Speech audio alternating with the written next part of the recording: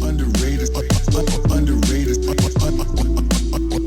Underrated success. Underrated success.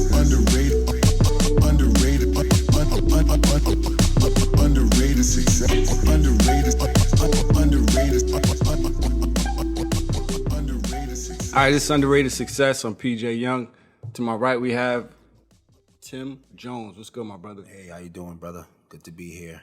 And we got a special guest with us today, Antonio Anderson. What's going on, my brother? What's up, man? Appreciate you having me. Where you get the name Antonio from? That's like a mafia Italian name. Mom Dukes, I think she thought, we ain't live with all them Puerto Ricans and Dominicans. She thought I was one of them. That's where I come from. So speaking of that, we'll stay with that. Talk about a little bit about your upbringing and where you're from. Man, from Lynn, Mass. Upbringing was a little rough like everyone else. I grew up in the crib. Me and four other siblings. Single mom. Low income housing. Typical African American upbringing. Massachusetts. Just as a kid, got into sports, basketball, football, primarily, and just fell in love with both of them. Honestly, played them forever, and was hoping one of them gave me a shot to get up out of there. And then that's what it was for. It's just it's funny because I feel like everyone's played the same sports. Right. You never hear. There's not too many. Well, I'm sure there's a lot of stories. I'm going to get one of them on this show, but them playing baseball. You know what I mean, or lacrosse or something. I played baseball. You know what's so crazy? I did not. And I played lacrosse my senior You year ain't of high play school. lacrosse. I swear, for one season. I tried to play baseball until I got hit with it. But I love football though. It's crazy. I play football, but I was afraid of that little baseball. Yeah. But lacrosse got some of the same moves. And you get a little shimmy, a little two-step to it.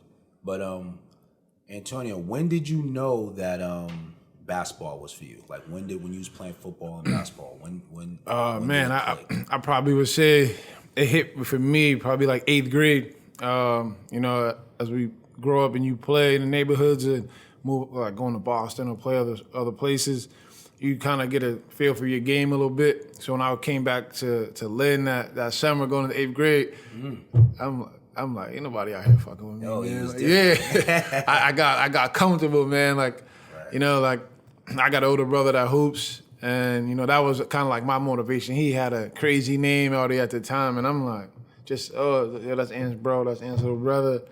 And I'm like, I got to break out of this. So I kind of started, on my own, like going to the parks and hooping and going to other parks where my boys and my brother wasn't and things like that. Just picked up some other little things. And, man, like that summer I played Pop Warner. Man, like I was playing football but still hooping every day. And I was playing with some of my boys who were nice in middle school. And I'm like, in my head, like, yo, these dudes, they ain't getting no better. They just hoop because they just can hoop. Right. And I started taking it more serious from there, man, and things kind of took off for me.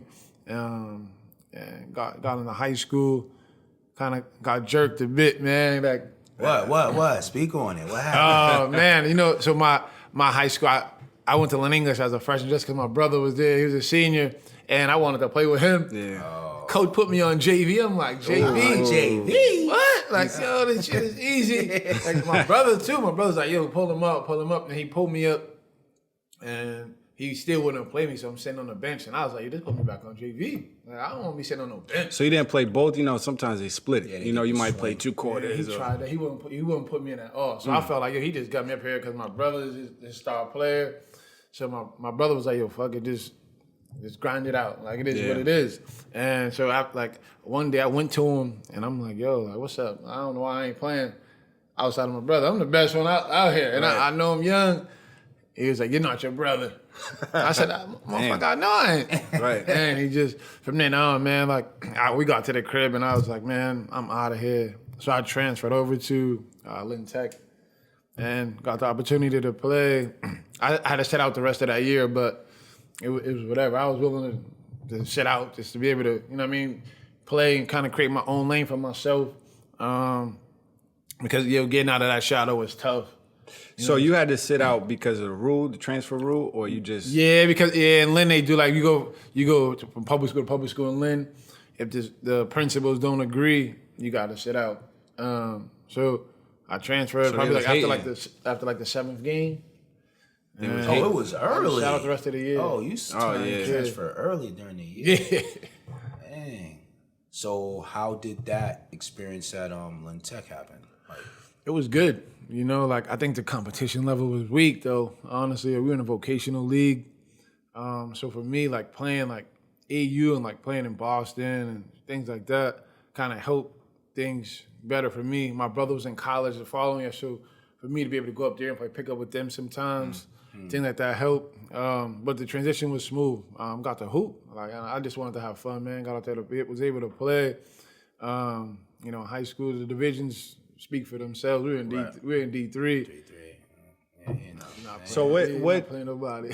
you know, especially growing up in the inner city, what kept you on that path to success and not want to go the other route? Because we all have that fork in the road. Yeah. You can go one way or you can go the other. Is there any time in your life you had to choose? Yo, definitely. You know, I got, as I'm probably sure you speak for you guys when I say this, like some of my friends who I'm still close with to this day, not in a sense of hanging out with every day anymore, because, you know, you grow up and kind of separate yourself and keep that distance. But there were times being at parties, being in certain situations, you know, boys passing you a blunt or passing you this, passing you that. And I'm like, man, you know, like, it's tempting. You know, I tried it. You know, I tried the smoking, you know, in high school, to drinking, like, you know what I mean? Like, and high school just wasn't me. Like, I'm like, yo, so some of my boys doing other things, you know, sticking people up and shit like that. I just never had a feel for that. That was never gonna be me in the first place. You don't want to look I over knew your shoulder every day. Yeah, mom's whooping my ass. Any involvement in any of that. Right. So, you know, I just kind of thought sports was my way out. I see my brother get out with sports. So my mentality was, you know, I could do this too. I don't know how he did it, but I got to do it. I got to find out too. Right. I got to figure out a way. So that was a lot of my motivation, man. Just seeing uncles and friends getting locked up and shit like that. I just didn't want to be no part of People want that quick fix. So now you're in AU, you're getting recruited. Talk about that process, because a lot of people don't understand the recruitment process and what goes into it from a player's perspective. Yeah, and before that, what AU team did you play for? I played with Metro Boston. First, I played with them forever, man. And then Is that Oscar's team? Does Oscar, who's that? yeah, Mo, me, Dwight, Julius, Dorian, all of us. We played y'all, YBC, right? Yeah. Y'all, we played Tim and we played. You know, we played everybody. You know what I mean? That's what like helps. You know, you play other people who got game. So, Right. Like, you can't just walk into no gym and like someone's coming to bust your ass. So you gotta play ball, man. Like that was the best part of it. So I started getting recruited, man. I left Metro after my sophomore year. We went down to nationals.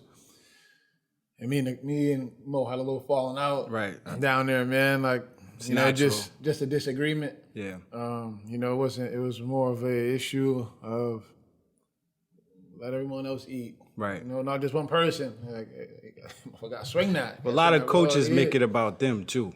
Yeah. You know, and so not saying he did, but a lot of coaches, in my experience, make it about them, especially on a high level. Yeah, it's about the program. Yeah. You know what I mean? It's about, keeping that prestige or whatever you're trying to build. But yeah, so you had that falling out. Yeah, we had a falling out. Man, I felt like he was only advocating for one person. Right. And not everybody. So I bounced. I went to the New England Players.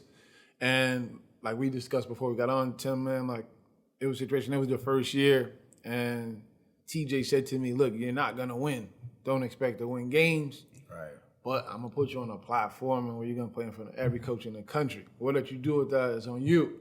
Right. I said, sign me up. Now, TJ is a coach of the... TJ was the manager. The coach was Mike Jarvis Jr. Okay. Mike Jarvis coached at St. John's, Yeah. Cambridge back in the day. Then so his son, who just actually at that time was just like a GA at Duke or something like that. Right. So he comes on, he's coaching us, and he was trying to put in a bunch of like these college sets. Wasn't working. Yeah. Like one day I'm like, yo, we not nice enough to be doing none of this. We just needed to let us hoop. Right, You know what I mean? So we started hooping, man. The coaches just started coming.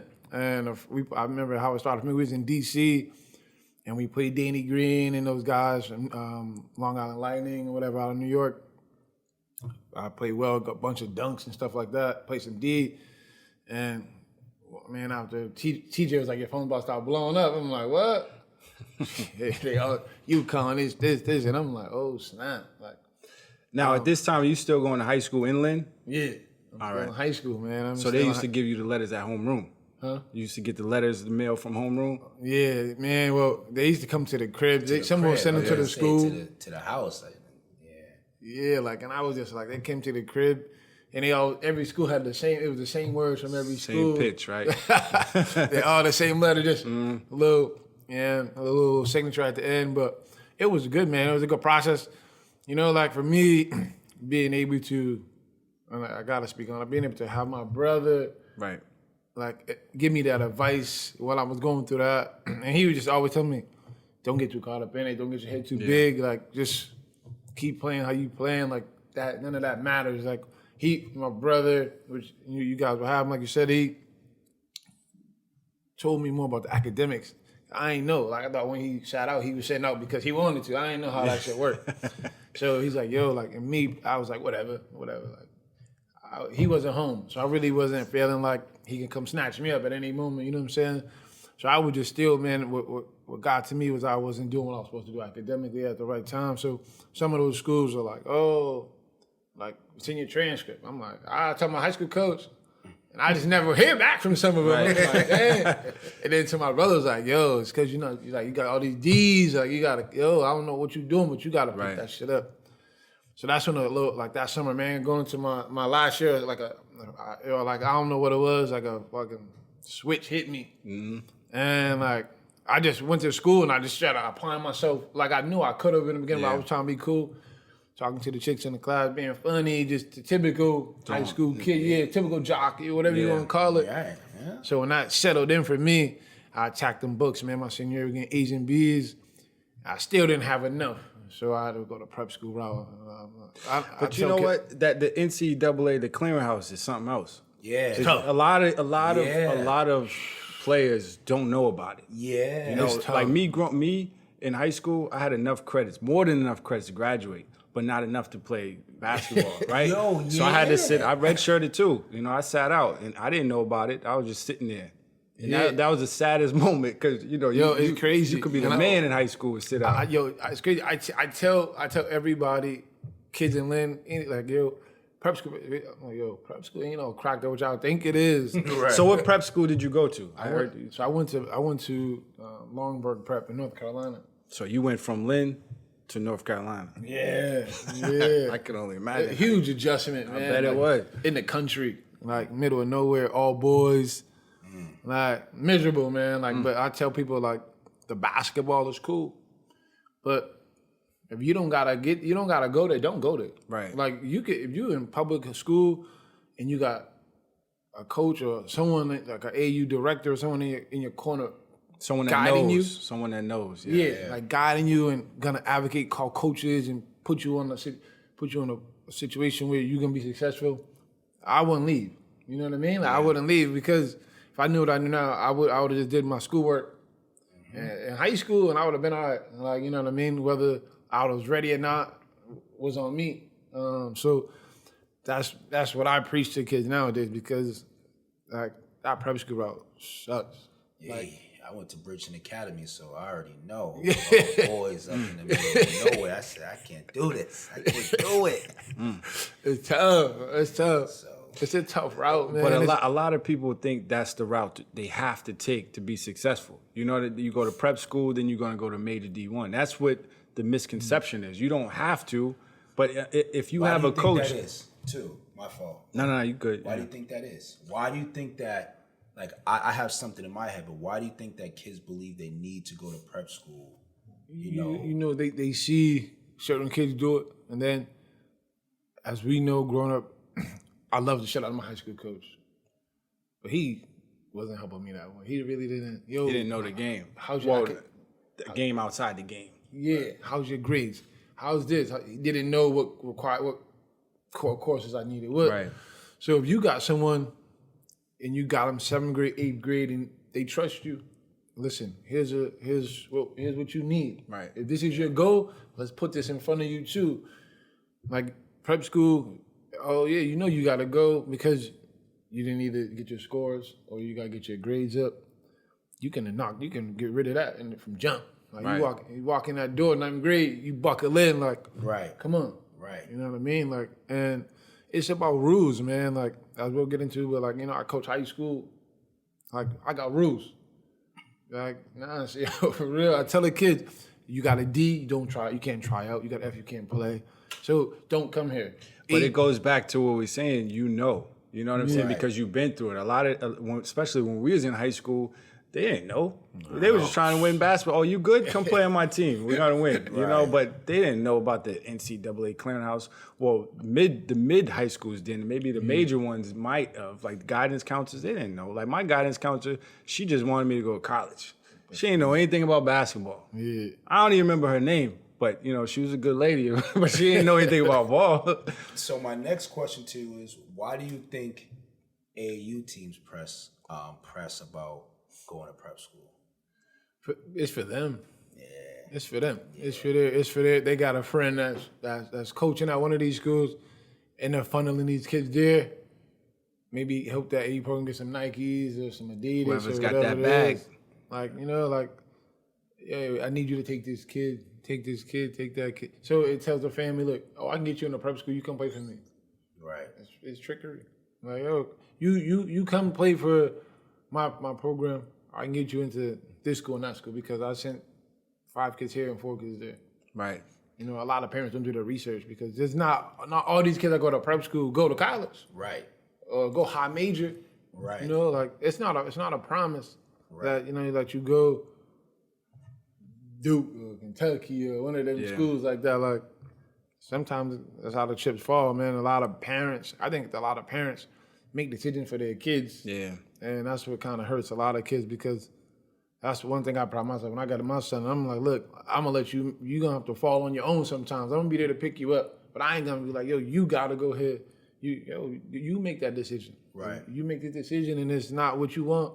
All right, now Pop said, let's see how we can fix this. You know what I'm saying? Like, AU is, it's about money now, man. So like a lot of people don't really care about the kids. They care about what the kid can kind of do for them. Like if I get this kid, he can kind of bring some attention to us. And it ain't really to help that kid's well-being. Like, and you brought up a good point of saying about the parents, because my parents didn't know anything about Nothing. basketball, the business behind it. They just, my grandmother, my mother, and my pops just said, you going to college. Right.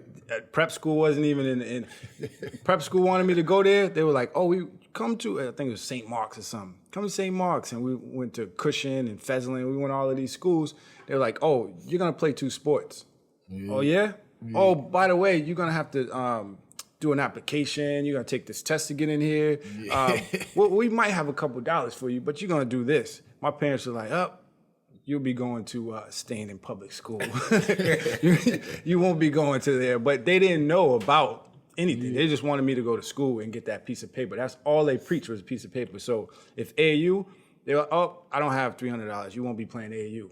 Yeah. You know what I'm saying? So if you wanted me to play on your AAU team, you already know. But you think what's right? You think the crazy thing is like Tim was saying earlier, I got a program where I'm not charging people. I'm trying to really help because that's how we came up. Yeah. Like, yo, you couldn't go home and be like, I need $695 to play. Yeah. They look at you like you're gonna play that park right down the street. Call your boys, form some teams, and like play every weekend. Right. That's mad money. That's mad. A lot of parents can't afford that. Me personally, I work. Yeah. I'm not paying that for my son.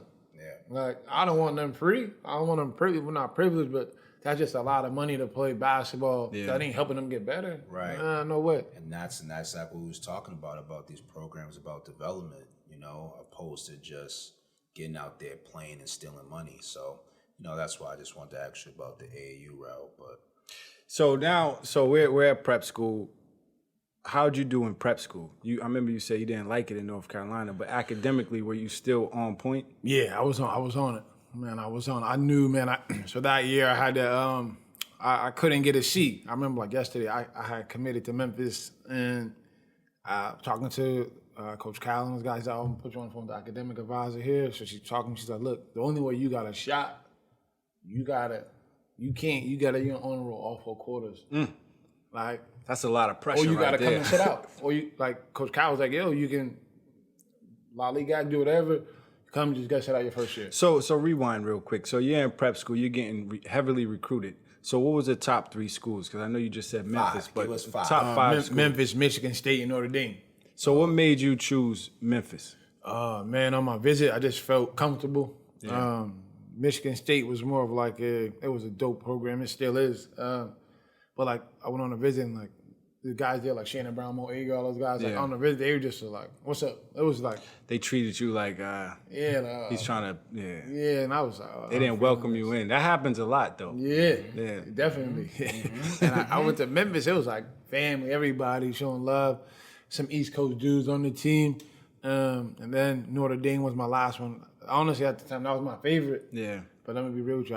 I got there and they like, oh, you can't have girls in the dorm as freshmen, like XYZ. I said, oh yeah. You just came from an all boys school, right? right. At an all boys school, you go there. got some time to You get kicked out and you get called. Like, yeah. And my boy Ryan Ayers went and he used to text me all the time. And he's like, yo, you got to kind of like sneak and do. So Memphis, man, I did that at mom's crib. I'm not. I'm not trying to do that in college. I did that in high school. I can't be doing the sneaking. Right, No more, yeah. man. But I chose Memphis, man. And I think I made a great decision. It was more family. Right. The dudes on the team show so much love, man. On the visit, it's like even when I left, just calling me and texting me, just like, yo, like you should come here, blah blah blah. So I made that decision. And then I made that decision, and like. Then 2 days later, you got to get on the roll or you got to sit out freshman year. And I'm like, I just really said to myself, like, can I be in school for a whole year and not play ball? Right. Nah, I don't think so. Like, You're a regular I'll be student. distracted, that's tough. Yeah. And it's Especially crazy in 'cause, Memphis. again, I spoke to my brother who did it, and he's like, yo, shit's whack. Like, they gone, you by yourself. Like, you know what I mean? Like, he couldn't practice or nothing. So I'm like, Let me tell you, just off my experience, I redshirted in college, and that was the hardest thing I've done up to that point because you practice with the team. That's like my game. I was going hard in practice, right? All the other teams, right before the games, they're like, yo, practice hero. I'm like, yo, these are my games. I wasn't on the roster. You know what I'm saying? The picture, I wasn't on the picture.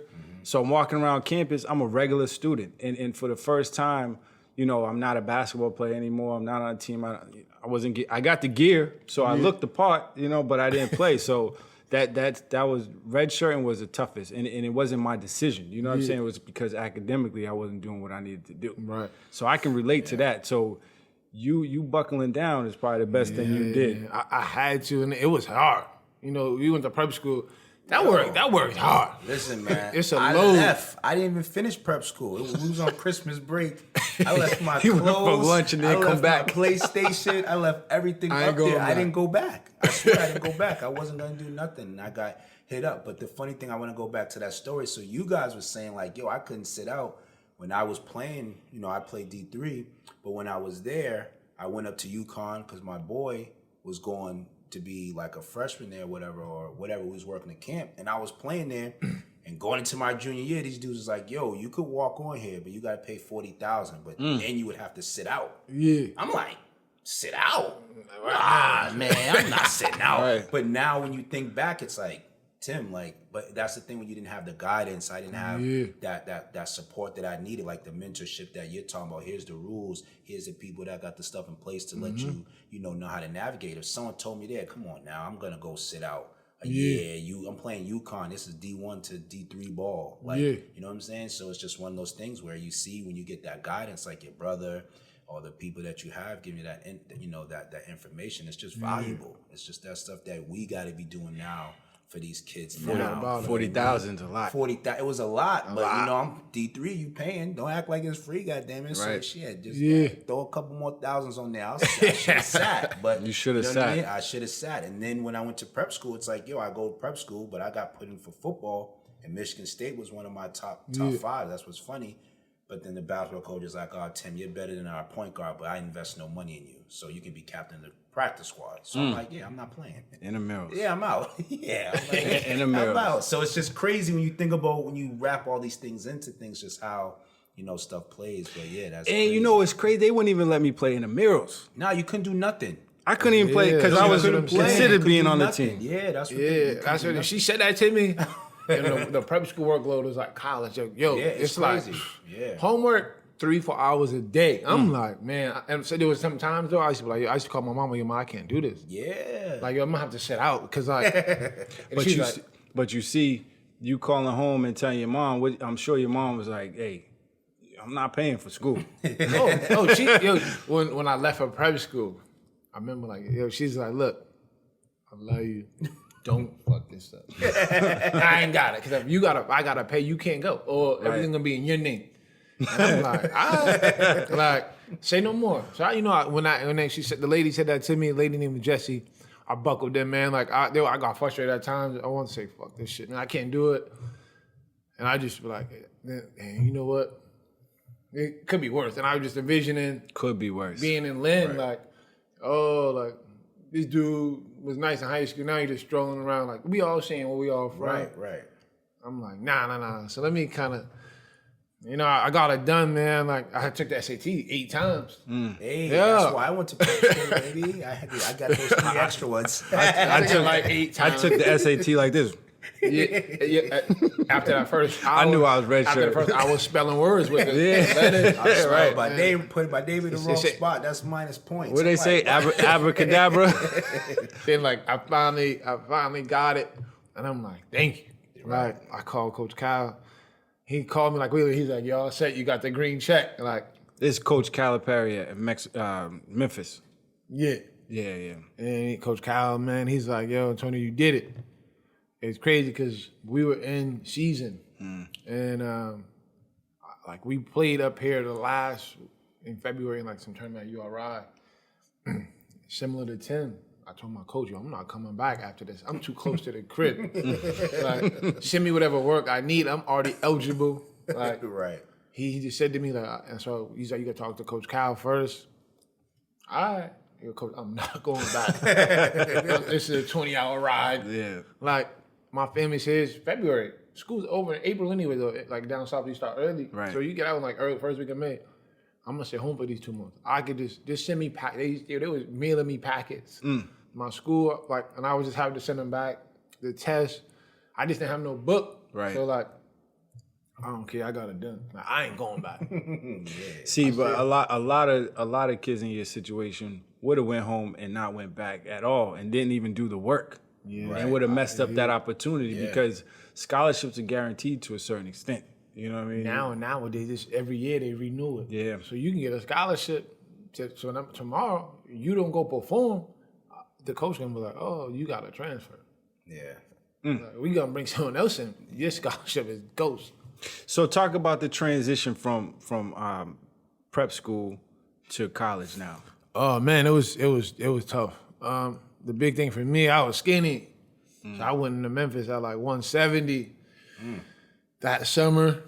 And first day, strength and conditioning guy, yo, you got to bulk up. Like you playing with some big boys now, Playing man. against men now, right? Yeah, Yeah. you some grown men, and I'm like, all right. So hit the weights, started eating better, man. Like put me on a diet, just a lot of chicken and fish and baked potatoes and a lot of I wasn't even big on vegetables back then. That's when I really started eating vegetables when I was in college. My mom, she making fried chicken and stuff we eat at the crib. And I'm like, I get to eat them right. Scraping the peas to the side. Yeah, like I had to put that to the side Yeah. for hot minutes. It was all grilled chicken and Yeah. like baked fish, baked potatoes and broccoli and carrots. I'm like, oh man, like no seasoning. No seasoning. We all grew up different. So it's None of this? Yeah. So he'll be like, oh, you can throw a little pepper on there, a little something. Yeah. A little something. You can put a little Give me a little taste. Something. It's dry, man. But I knew that's what I needed to get on the floor. Right. And I put on some weight. I put on like 20 pounds. So I got bulked up a bit. What it said? Freshman 15 usually, right? Yeah, that Freshman 15, but you put on 20 pounds. 20 pounds. 20 healthy pounds. I stayed though, so I didn't come home. That's probably the best thing you did too. Second session, my strength conditioning guy was like, yo, if you go home, I know you're not gonna be lifting like that and like eating right. Like, you should stay. Like Stay you got your a chance ass. to play and like. At first, I'm like, I don't know. I want to go home for this 2 weeks. I've been here for 3 months. Like, so I went to the crib. I didn't go to. I came home after. I got to come home for like 4 or 5 days before school started. Bulked up, man, and got back, and that's when we kind of got things going. And it's crazy because when we started playing, And all of us are jacking, Yeah. shooting, trying to show these coaches like, oh. And coach shot us down. He's like, yo, listen. He pointed to Rodney Carney, who was a senior. It was like a first-round draft pick that year. And Sean Williams came in with me, he played prep school with me. He was like the number 2 player in the country at the time. They both went back-to-back in the draft in the first round after our freshman year. And coaches was honest with us. Those 2 are going to get all the shots. Just like that. Darius Washington was our point guard. He's going to be the third one to shoot. How else are you guys going to get on the floor? Right. And he looked at me, he's like, can you play defense? Now I can. I want to play. Yeah. And shit, it helped me, man. Like, I bought into a role where, like, I played 36, 37 minutes a game. Right. Because I was just the defender. I'm going to shut you down, or I'm just going to make things difficult for you. If I get an opportunity to shoot, I'm going to shoot it. I'm going to make plays. And it worked out for me. I'm like the all-time leading, like, minutes played at the school, most wins in the school history. And, like, a lot of kids get caught up in, I got average 30, I got average. That ain't for everybody. And I think a lot of kids don't get that. Like, in high school, you can do it. Some people can get to college and still do it because they have a knack for scoring. Like me personally, I didn't have a knack for scoring. I was just a slasher who was athletic, can finish. But I finally realized, like, my skill set is defending, rebounding, like passing, a little bit of overall everything. You were second. I think Penny Hardaway got a triple-double. I think you were second in school history to get a triple-double. Yeah, that was the hardest shit ever too, man. I remember we played Lamar, and I'm close. And Penny was there. Penny is the one who told me. Yeah, go. Because he's on the side, and he's like, "You need 2 more rebounds." He was telling. And I'm like, 2 more rebounds, and they're like, and my team was like, "Yeah, you almost had a triple-double." You are hoop. You don't really play for that. You just right. You just hooping. And Penny Hardaway is a legend over there. Oh yeah, he's from there, man. He's God. So him telling you need 2 more rebounds. Yeah, I'm going to chase him. He going to get the 10th one was the toughest because he was hawking it down. Yeah, and I was chasing. I was telling my teammates, like, miss on purpose. How I got it. One of my teammates he knew he wasn't paying attention. Ball bounced, and it's like 45 seconds left in the game. He got it. And we weren't gonna shoot. So I'm like, and Coach Cal kept me in, and it goes up, and we both jump, and we got it. I'm like, let's. And he let it go, and cause at first he wouldn't have. Right. And after I'm like, nigga, let's get this. But it was good, man. Like I was able to accomplish that, man. That was something that was super special because even to this day, like it's just me and him. Yeah. And he's iconic. He's a coach there now, but the Athletic Hall of Fame built after him and his name. Right. There's so many things out there that's after him, and for him to always be around us, giving us advice. And he used to speak to us about life, like not even just because he got hurt. The important stuff. Yeah, he talked to us about saving money, like how think about things like if basketball don't work, if you got a family, you got kids, like how can you be successful? You know what I'm saying? Like so graduating is important, like little things like that. And so he would only talk to us about basketball if like you asked him. But if he's in the practice facility working out or whatever, he would just rap with you about real life. And that's what kind of real humble helped down build to earth. relationships with people. So he would introduce you to like a lot of people like within the city. He would hold like camps and panels for like kids, and we would go as players and we'll be on a panel with him, and he would talk to us and ask us similar things about like, oh, in Boston, is it similar to how this looks in Tennessee? Can you explain to them like how their projects are one level? Now here we got 3 families. There's no 3 families in Tennessee like that. There's not a lot of parks. We got parks. It's so different. It was real rural, real spread out. But it's still the hood. Yeah, it's like so it was just like so different. And so he would just rap with us about that, man. But just having those type of people around kind of helped me prepare for when I got out of school. Right. So I know my fault, but so to backpedal a little bit, how did you buy into playing D? I know that you need to get you wanted to get on the court, but what was like your process, like your mind state, like what made you buy into that? You know what, mentally, man, Tim, I was just on the my whole focus was 1, like you said, I want to be on the floor. 2, this is what my team needs for me to do to win. and I was just all about winning. I didn't really care about points. I didn't care about turnovers. And then I knew, okay, we're facing, like, we played Duke or whoever. You got J.J. Redick. Yo, He can fire J.J. that Redick thing hit from 9 threes anywhere. a game. He averaged 8 makes. He averaged 8 makes a game that year. College. He was a killer in college. And I like my goal. If he can't make 8 today, or we lose. Yeah. Right. He got to make 7. He got to make. You know what I'm saying? Like, hey, like my goal is to just slow you down. My goal is to. My mentality was like, if I can limit their top guy from doing what he does, we got a shot to win the game. We still lost to Duke. J.J. Redick didn't hit 8 threes, hit 6. But we lost by like 2 or 3. They had a boat though too. Oh, they were loaded. Yeah, Sheldon yeah. Williams, Yeah. Sean Dockery, all these dudes. And we played them in the Garden. And it was just different, similar with Jeff. I know Jeff's your man. Like we played Jeff in the Garden. That's my guy. You know, we from Jeff Adrian. Massachusetts. And Jeff's a bully. Right. And I'm telling my teammates, I know my man from back home.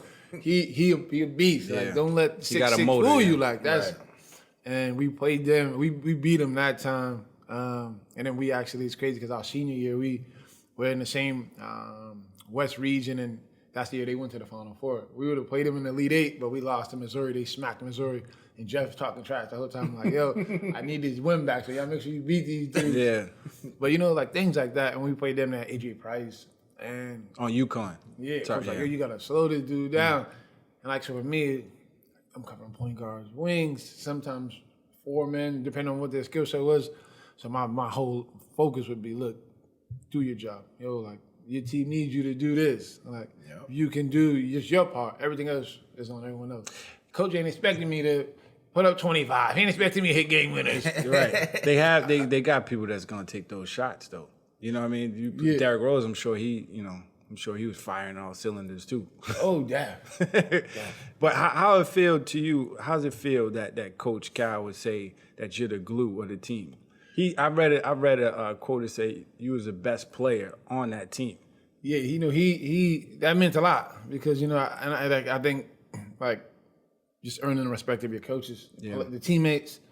I felt like what I did for the team didn't go unnoticed amongst our circle, like, you know, my teammates, the coaches.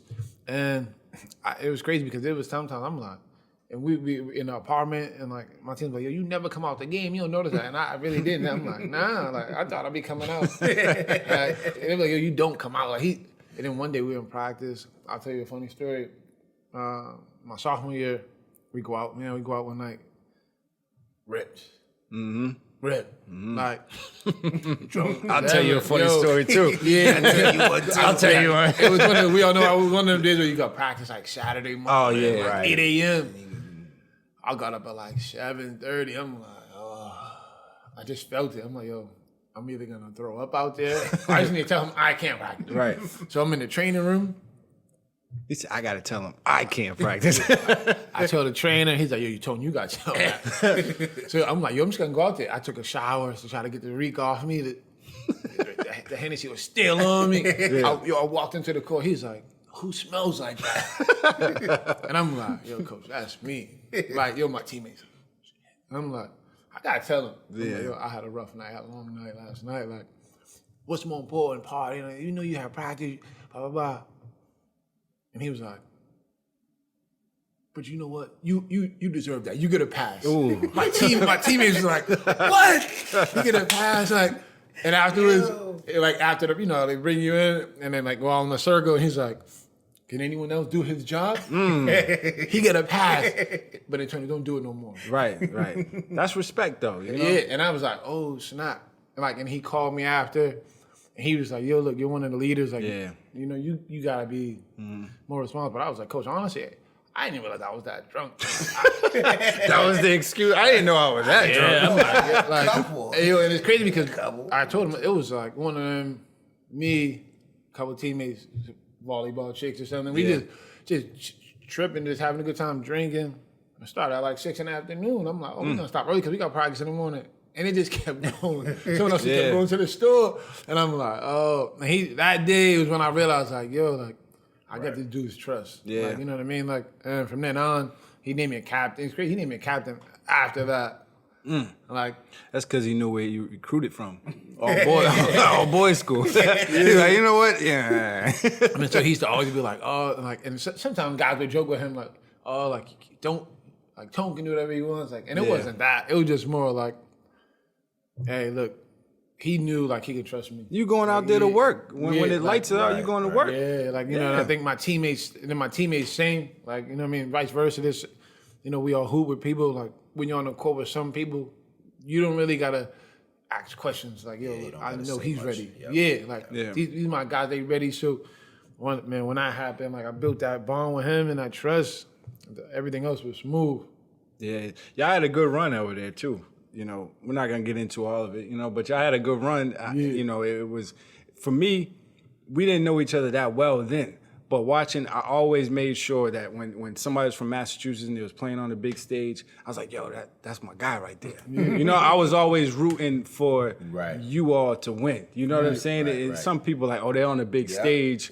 Oh, we want them to come on with that L. But I was like, yo, Tone from Lynn, I'm with him. I'm with them. You know what I'm saying? So I always wanted you to succeed, and it was good. It was nice to see you on that stage. You know, anyone from Mass that's on that stage. There's a lot of kids that's on the stage now that I don't even know. Like when I watch them play, I'm like, I want them to do well. You know, it's different too, man. Because at that time, like I said, like me and Jeff, and like y'all got like the same mentality almost. Yeah, like y'all both defensive stoppers, playing like pit bulls. And it's crazy because we both almost went to Pitt first. We on a visit together, and then on the way back, Jeff was like, I'm going to UConn. I'm like, and I went on a visit with like a couple days after him, and Jeff committed. He said, yo, what you gonna do? I'm like, they was loaded. Yeah. Rudy, Gay, all these dudes. Like, I'm like, yo, UConn I had a commented boat. to myself, these dudes different over here on this wing. Like, I need to go somewhere. There's a little shake-up room. There's some room. Like, Jeff went into a position where he was play needed. right away, like, you know, he was needed at that 3-4, and he blossomed from there, man. So, like, that was my guy in college where I'm rooting for him. Yo, why you always watch UConn? Yo, that's my guy from back in the crib. You know, like, Will was in school. Like, Will was a little older than us, but we watching Will. Like, Will Blaylock. Yeah, you know, so we, you know, for us, it's like, oh, snap. And then I play against Jeff. Like I told him before the game, like, yo, the only time I don't root for you. Tonight, you know what I mean? Like, we going, like, and luckily, Chris Douglas-Robert had a hell of a game. CDR was nice. Yeah, and, you know, we beat him that time by, we only beat him by like 3 or 4 points, but like just those kind of moments, like when you're playing against someone, like when we all play with each other from high school, like, yo, it's good to see each other, like, on this platform. Like, Talk a little bit about the lasting impact, because I feel like a lot of people go to college and just forget. So that impact that you have from college, just talk a little bit about it. Because I read a little article saying that the last game y'all played, the thing that was most you remembered it was the fans and how they after you guys lost, they cheered for you. They still were supportive, you know. So talk a little bit about that.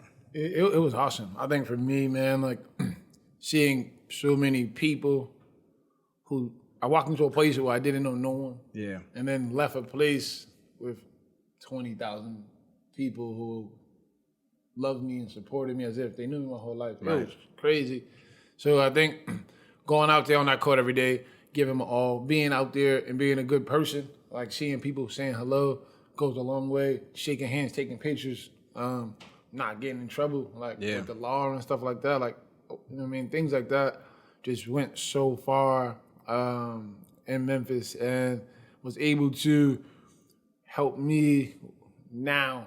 Like now that I am like not playing ball no more, that I am like in a professional phase in my life, like working, where letters of recommendation are huge, as we all know. Things like that, like now people say, oh, it's not what you know, it's who you know sometimes. So you get letters from some of the biggest, some of the VPs in FedEx, some of these people who you talk to on a daily basis just because you played at this institution where they love and support and they donate so much money. And they would always say, man, just, if you get your degree, we always can help you, blah, blah, blah, blah. So it was good for me. I ended up getting a job at FedEx when I first moved back home. When I stopped playing ball. I made a phone call 2 days later, they're like, oh, go take a drug test. All right, cool. Right. Like, he's like, can you pass it? Yeah, I can pass it. Can you pass it? I can pass it. I Right. can pass it right now. I can pass it. So I went, got to, getting the job. So just those kind of things like that made a huge impact, for me in my life. So I was very blessed for the opportunity to be out there and kind of meet those people who I met, and kind of glad I did the right things, because they don't do it for everyone. Right. So it was good.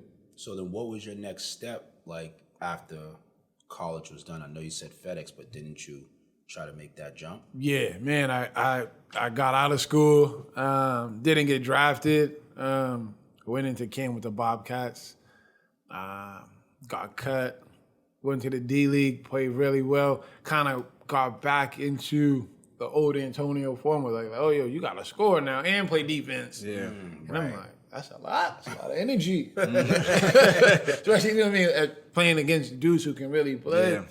So we did well, man. We were one of the best teams in the league. You won a championship, right, in the D League? So during that time, we go to the showcase for the D League, like right before All-Star break. Right. And like, you make like D League All-Star, go to NBA All-Star weekend. So, you got to make that. I made that. And as I'm there, my agent, he's like, look, Charlotte is thinking about bringing you up, Oklahoma City. So we're going to see what happens. Mm-hmm. I'm like, all right, cool. I ain't gonna get my hopes up. It is what it is. Right.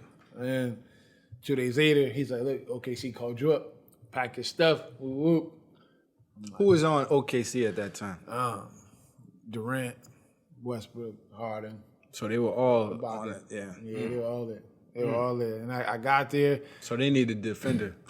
They needed some defense on that team. Yeah, like, so it was for me, my rookie year, Harden and Ibaka's rookie year, Eric Maynard's rookie year. So we were all together, we're young. And I get there, it was kind of a tough situation because they didn't need me to play. Like, Right. They were young and so I was kind of I was happy as hell. Don't get me wrong, but when I got there and they're like, oh, the coach Scott Brooks, he's like, you're not gonna play. Just like that. I'm just like, oh. You was one of the 5 that had to practice every day. Yeah, so So, but practice. You said practice with my games. Right. I'm showing these, I can play on this level. I just get opportunity. I got opportunity. We played in Denver. I got in, played. Defended pretty well. Did my job. And then at the end, they were like, oh, we can keep you, but you won't dress. And I'm like, and then the GM and my agent told my agents, like, you just go back. Like, you're still gonna get paid because you already been there. Right. So just go back, and play, and showcase to more teams. So I did that, man. I went back. We won the championship in the D League. That's where the Vipers? Yeah. In Rio Grande, we went down. So the next year, Houston brought me into camp. I did really well. That was probably my best training camp. I did really well. And they were kind of unsure. And I got offered to go to Germany. And my agent's like, what you want to do? I said, I'm out. I really don't want to wait around for these dudes. So I went to Germany, man, was playing well. And then my agent's like, look, Philadelphia wants you to come back. And I'm like, but is it guaranteed? Because I'm over here having the time of my life. Yeah. Let's pause for a second. So quick little sidebar, right? So it had to be around this time. The money tournament in Boston comes around, and Tone's playing for the city team. That's a team that's in the money tournament. Mm-hmm. I'm on the sideline because I'm playing with Anthony Anderson's team. Or it might have been around the same time. It's a little blurry, older now. So I'm sitting in the back. Tone gets a half-fast break, right? He takes off probably a foot inside the free throw line. And I just remember that one of the dudes was going to jump. And I just remember saying, no, don't do it. So he must have heard me and stopped. And Tone comes up and like, And I said, I just saved the body. I was like, this is when I knew that you was on a different level, because he jumped up and floated to the rim. You know what I said? Oh, that's what that athleticism looked. Because I could jump, but I couldn't do that. You know what I mean? So that's when I noticed that you was on a different level. And coming from Memphis and going to the league, I said, oh, he's league material. He has the athleticism already. All right, let's go You back know, to Germany. Yeah, my agent's like, yo, you want to come back? Philly wants you to come in. They didn't. The spot wasn't guaranteed, but the money was. So I'm like, all right, cool. I came. I went there, whatever. And then things didn't shake right. Andre Iguodala that time he got injured, and that's why they like, oh, we need someone that kind of come like play a little bit, whatever, until he gets back. I was wanted the opportunity so I could just showcase him. Everyone wants to be in the U.S. But then, man, I just came to a point where I'm just like, I don't want to chase this. Yeah. I can go overseas and just have a home, like, and just play. So I was able to do that, and then like I went from there and went to other countries. Like, How many years did you play? I played 5. So now, did it took away some of the love from the game when you seen the business side of the NBA? Definitely, it made things for me. I put things in perspective. Like sometimes it's really not about how good you are, like what you can do, or how much you can help a team. Yeah. Like if I'm decent enough, but a kid 1 or 2 years younger than me is decent enough, he's cheaper. Right. My salary could have been $600,000. His was $450. They're gonna pay $450. Right. I couldn't be mad because I would do the same. That's the business. That's the You know what I business. mean? Like, especially if it's not a guarantee. Like either one of us is gonna crack a rotation or play. So, so I understood. But like when I got back overseas, I was just like, it is what it is. So when I got injured, the transition to not playing was easy. So you were in Germany. That's where you got injured. Yeah. And that's when you got poked in the eye. Yeah. I got poked really bad. And like fucked my vision. I had to get like my lenses removed and shit like that. Like had trouble seeing like at night sometimes. Like, and the doctor's like, oh, you could play. You know, playing at night. You're playing in the gym with lights and bright, but you've been around me. Like sometimes like the ball will like, It's not funny, but we was playing together. We was in Canada, and Tone used to come on the court. And he'd do this. Like, you pass him the ball, he's like, you jump. I'm like, Tone, what are you doing? Are you all right? But I didn't know all of it, that he had to get the surgery and he had to do all of this. So I'm like, damn, I'm passing the ball. He's flinching at the ball, He said the lights are blind me. Then he came with some, what's the guy that used to be on Utah Jazz that used to wear the goggles, the glasses, like the Carl, I forget, but he came with some glasses the next game. Orange Grant Jones. No, not goggles. He had some baseball glasses. like some Oakley type. Yeah. But they were like kind of yellowish to like blind the light. Right. So when I was up there with them, I was talking to my brother. I'm like, yo, this basketball shit ain't for me no more. Oh my bad. I gotta stop because my health is more important. Like, Absolutely. yeah, you know what I mean. My health is more important. My brother's like, you sure? I'm like, yeah, bro. Like, I'm going to the crib. I just gotta figure out life now, like without basketball, because I would pay my bills for the last 5-6 years. Right. So when I sat down at the crib, I missed the hell out about like playing basketball that first year. So you was in that gray area. Yeah, I was in there like, yo, I didn't really want to work. I didn't want to do nothing. I'm like, yo, damn, this like, I'm young, like this injuries like this, like, but I got a kid to feed. My son is young at the time, like. I can't keep pouting. Can't keep living off my savings. I gotta like go get a job, which we talked about. Call my guys from FedEx. I go get a job. I'm working overnight at FedEx, 10 p.m. to 7 a.m. 5 days a week, grinding like in there, like Respect, though. people. Respect. I got a confession to make real quick. So when we played together up in Canada, I know Tone, he had the blurred vision, right? So in practice, he's the glue guy in Memphis, the defender. He used to have fire shit, hack, right? He was grabbing me up. I'm like, yo, I can't get away from this dude. So I'm like, he was one dude that I was like, damn, I hope he's not guarding me today. Because I know I'm going to get grabbed, bodied, all of that, right? So he didn't come in at 170. He was the grown, full body dude, Yeah. So I used to call for a screen on the side that his eye was, I was like, yo, set that screen, because I know he wasn't seeing it right away. So I apologize, my brother, but I had to get a little edge, But so in as far as being that, because I know that gray area, and I feel like a lot of athletes fall in that gray area when they're not playing anymore. They're trying to figure out what's next. So me personally, it was a little depression. You know, you It is. because it doesn't No. end the way you want it to all the time. You know, some people, you know, it just abruptly ends. It might be an injury. It might be you just get cut. You get traded. Whatever the case may be. So how did you get out of that area and to be where you are now? Man, it was just the point where I was kind of like at rock bottom of myself. Like, man, like, yo, cheer yourself up, man. Like, yo, you graduated college. I felt embarrassed. I felt, like, you know what I mean? Like people back home, like, damn, you ain't playing no more. Like, you just, and I'm like, so honestly, I was just in the crib, shitting them out of my business. And then, like, Hiding. hiding from reality, like hiding from, because that's didn't want to face it, Right. that my career's over. Right. I didn't want to hear people like, yo, damn, you done already? Like, even though they never did it and they never played. They got an opinion. You know, just the bickering. Yeah. Right. We like, so I got a job, grinding. So I was kind of out of the way, work, and that kind of got me back. Yo, it was crazy. That job I had got me back into like happiness. Like, Yeah. yo, I don't need basketball. Like, I still want to be a part of it. So You didn't have to live up to other people's expectations. yeah, man, I got into coaching college. I was at Wheelock College and then Salem State College and then Franklin Pierce for Yep. a year. And then the job at Lynn English opens up.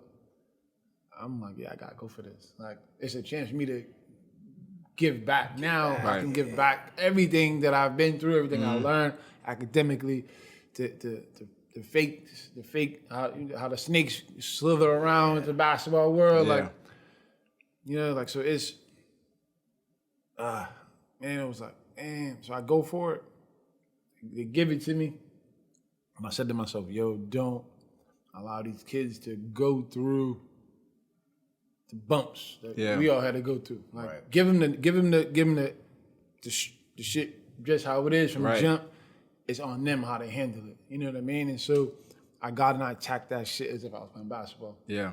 And I just finished my third year and we won 2 state championships. You know what I mean? Like Division I, it's not easy. No. But it comes from, and I tell them all the time, yeah, we got kids that can hoop, but it comes from the things that we installed like before basketball, study halls, kids getting A's and B's, kids staying like, you know, like I have something with my players that are like, it's not a curfew, but it's kind of like curfew. Like, yo, on the weekends, yo, y'all going to parties, yo, just be at the crib by like midnight. Right. They'll get to the crib, they'll FaceTime me at the crib. Ooh, like, we just got like a bond. I got a bond with these kids. They just know, like, yo, coach got my back. Right. At the end of the day, Everyone needs to feel that. right or wrong, I tell them, right or wrong. If you go outside, you go to a party, you smoke 4 blunts, tell me. I ain't gonna be mad at you. I was your age too. We all been in a situation where we did some shit we didn't want to do.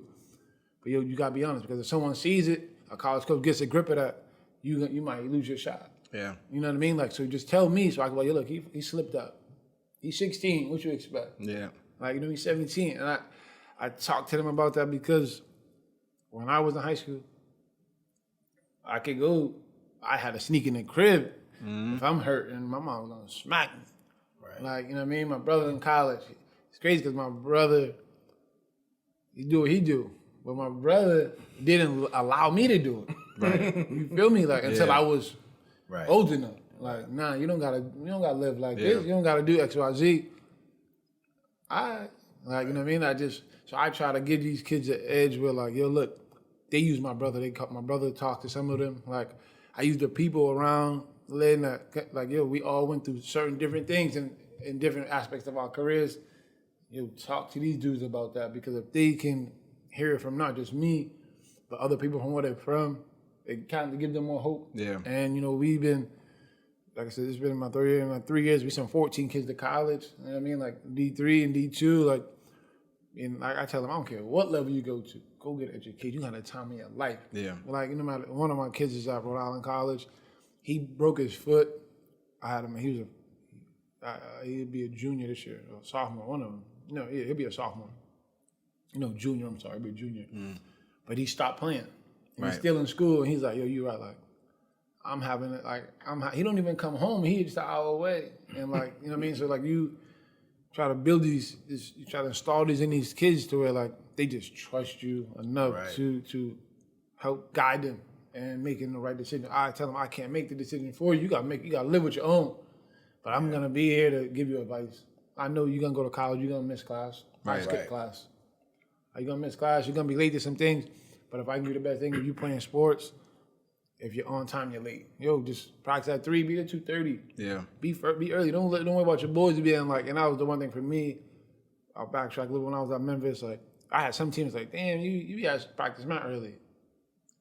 I'm like, that's probably 37 minutes a game. Right. I don't care what you got to say. You can joke all you want. Like, you can't really get caught up in that. I tell my players that now too. Like, people are gonna joke. Like after school, y'all run into the library for study hall. Let them kids laugh because those kids are always gonna be in Gucci belts and Timbs at high school games for the rest of their lives. These dudes who come to high school games now, I went to high school with. Yeah. Like, you know what I mean? Like, I had to check a few in the last couple of years, telling kids, yo, get 30, I'll give you some bread, I'll get 100. No, you ain't gonna talk to him about that. Like, and I would have to call him on the side or message him on Facebook, like, yo, look, that's not the message we sending over here. Yo, don't come to these games. If you just come support. Don't put that street mentality in these dudes' heads because they see you in a Benz or a Beamer or they see you in a Range and you got Gucci and Louis on. That's like, it's inspiring. We was all there too. Right. We was all there. We seen it too. Right. Like, Yeah. you know what I mean? But like, yo, like, let them see that. But tell them like, yo, stay in school. I'll give you 100 if you get all A's. Then you give them. That's a different narrative. Yeah. Right. Yeah. Like, you know what I mean? Like, talk to him that way. Not like, yo, like, you trying to throw our whole, we trying to win here. he may not even ever had 30 before. Right. You trying to get him to score Right. 30. You don't know what 30 feel like. That's exactly what we was talking about. People who never bounce the ball, don't know, you know what I mean? They just see it. Bad influences, Trying man. to influence, right? And that's kind of where, the mentoring and just the maturity of the road that we took, giving it back to the youth. And that's really what my whole thing is about this basketball. You know what I mean? Like, you really got to give the knowledge back. And, that's just very, impressive and, very respected that, that's like the motto that you're on right now. So, that's really good to hear. And you're successful. Your program's successful, you know what I mean? So We got lucky against your boys.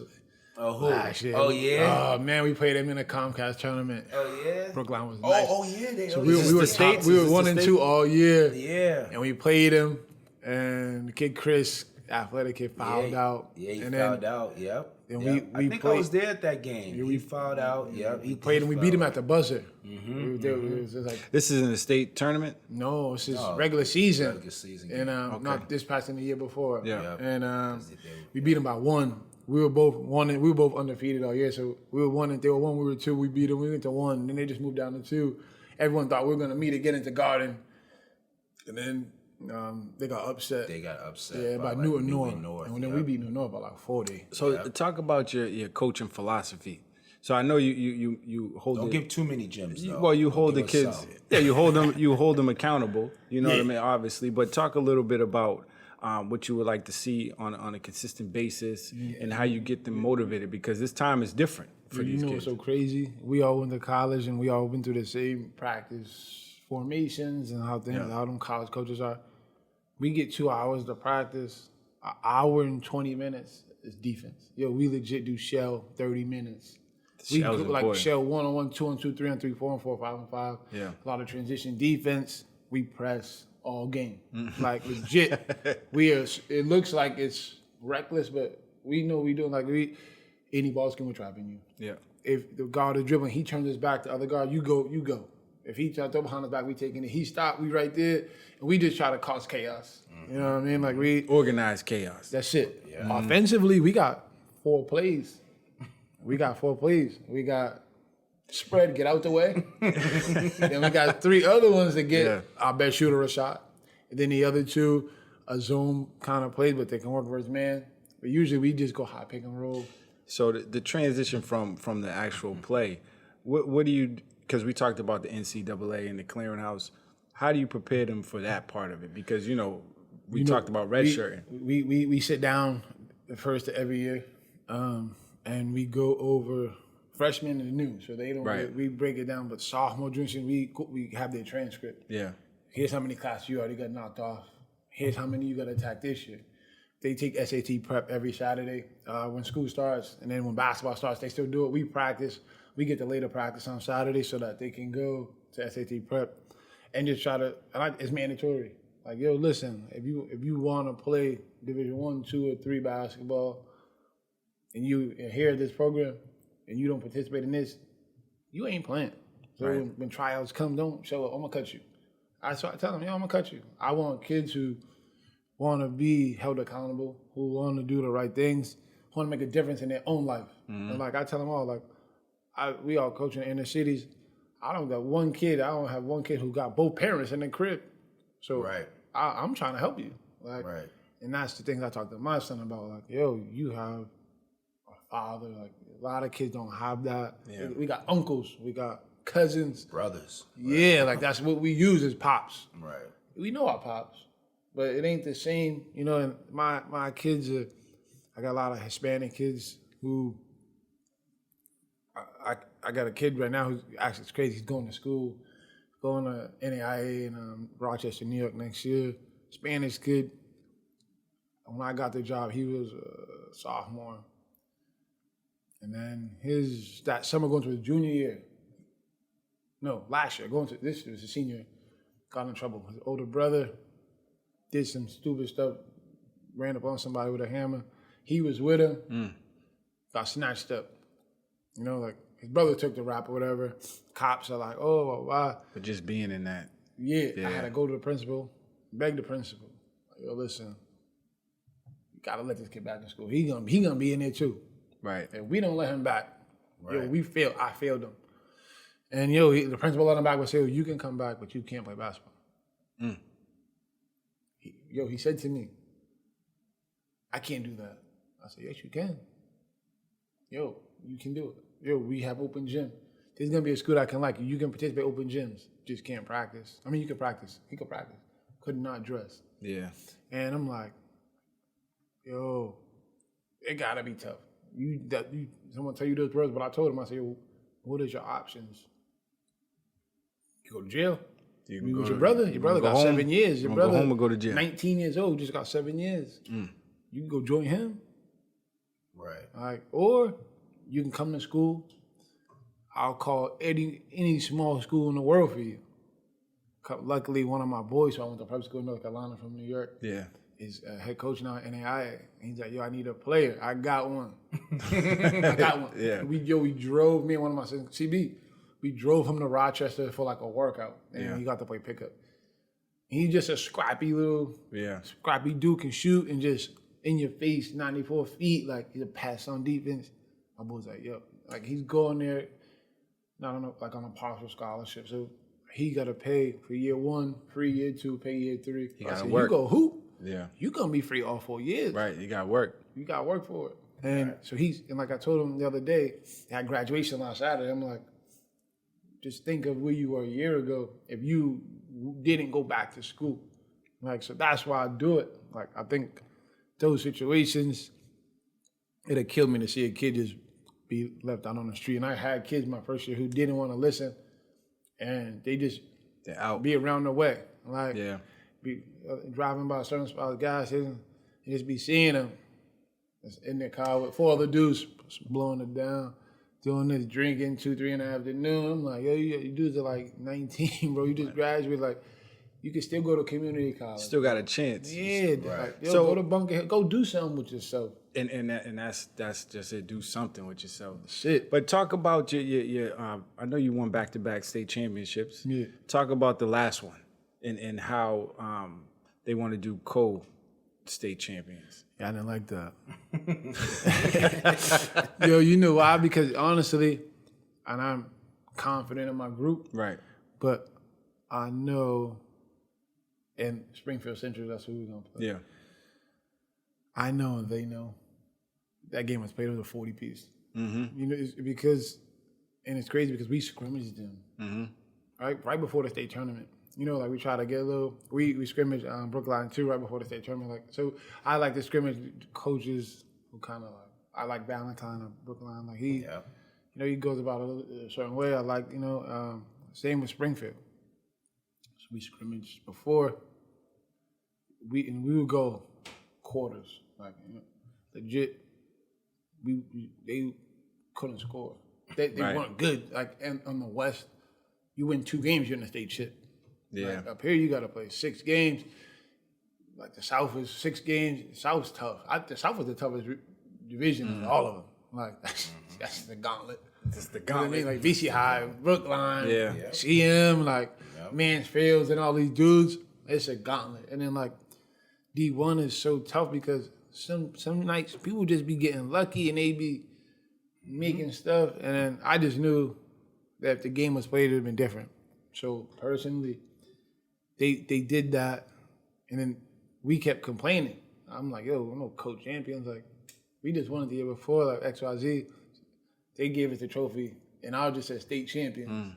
But my players were upset. I said, yo, we can do about it. It is what it is. Still a victory. Yeah. It's still a victory. But we had it. We don't know what's going to go on, but we got to schedule when we play them next year. Right. And the That regular would be season, that'll be the championship. And there. the coach wouldn't even. He's like, oh, I said, you got to come to Lynn. He's like, nah. So you know what? We'll take that ride. Yeah. We're not afraid. We'll play anybody anywhere. Right. Like, and I just try to get my players to have the mentality we had as kids. Right. Like, cause I'm sure you guys do it when you coach, and it's like we were all fearless. Yeah. Y'all gonna be the same. Oh, you gotta sit. Right. You gotta sit. I don't care how skilled you are. In high school, there's gonna be one or two dudes that are just head and shoulders better than people, but everyone else scrappy. Most two out of the five starters are just scrappy kids Scrappy guy. who just play mad hard, foul, rebound. Like you did. I was about to say something. About to say like Toad. Oh, I love fouling. I tell my players, yo, listen, fouling. if they don't call it, it's not a like, foul. grab their shorts, like bump them. Like I tell them, I teach. So we do like a charge drill, Yeah. and then like I told him I was good at taking charges. How were you good? The second he comes here, I'm pulling my hand, but I'm pulling him towards me. So it look like it's a little faster than Right. what it really is. Yeah. Oh, like, Right. then I throw my hands back. So I Tricks try of the to teach trade them little right things there. like that. Yeah, little tricks. But see, just that's taught why they need everybody more that. people. Let's They go. need more people to Right. tell them that's been through it to explain this is how it is. This is what you're gonna go through. You got to stay tough. You got to stay true to what you believe in. So it's a blessing that they have you over there. Yeah, I just try to give them roles early because I didn't really face that till I could talk about earlier. Like when Coach Kyle was like, "How are you gonna play? How are you gonna get on the court?" So I don't try to bottle them up offensively. If you can get a buck, go get one. Yeah. Go get one. But yo, you gotta show these coaches you can do other stuff. You can defend. Your guard coaches love, guards that can rebound the ball. You know what I mean? I played. He was a hell of a rebounder, right? Tim was as a hooper. Like He could play, right? He could play a little bit, right? That's why I try to tell you. Well, He nice. can hoop. He played even 94 feet too. He got them hands, right? But he was a hell of a rebounder. So Yeah. like as a guard, if you can go snatch some boards, that's impressive to coaches. Right. You out before you start an offense. Yep. You don't gotta keep come back like. So I teach the guards that, man, and just try to teach them like, yo, look, you gotta do more than just shoot. Like because you get to college, you're a point guard now, you gotta run an offense. Right. Now you probably can get a bucket, but you might be third option now because Yeah. you're 6'8", you know what I mean, or a shooter that hit trades like that.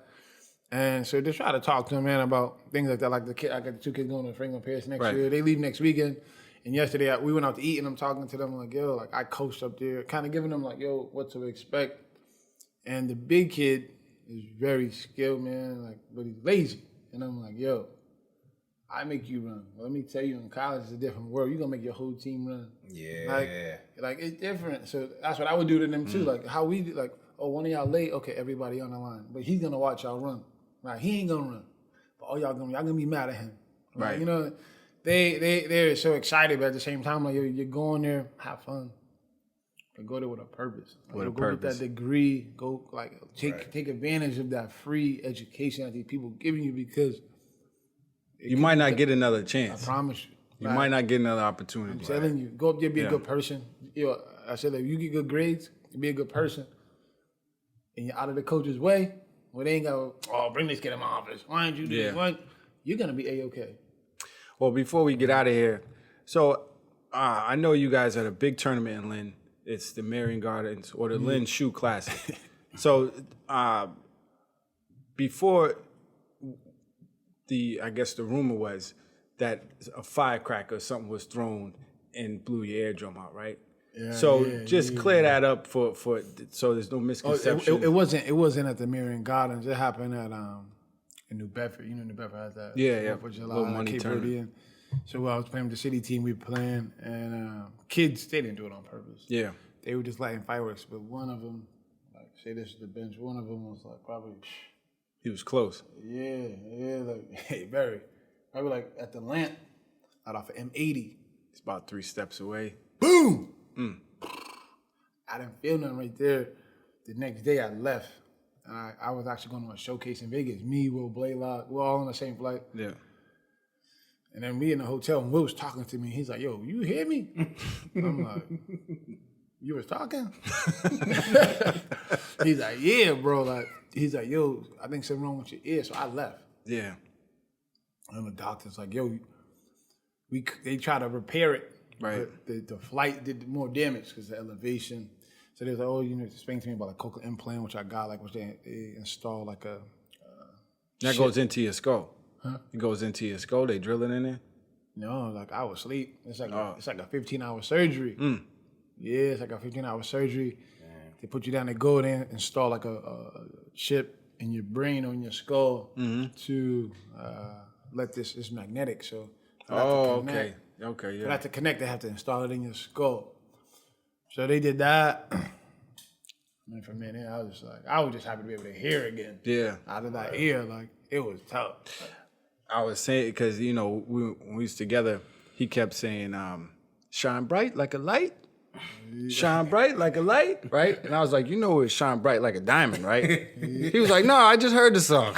I was like, no, it's shine bright like a diamond. Hear it, because I'm telling you, you couldn't hear it. But Tony, we appreciate you coming on the show, man. And just because you're out of sight doesn't mean you're out of mind, and you have success. You know what I mean? Just because you're done playing doesn't mean your journey's stopped.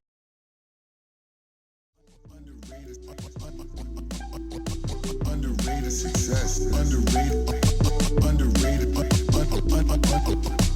Underrated success.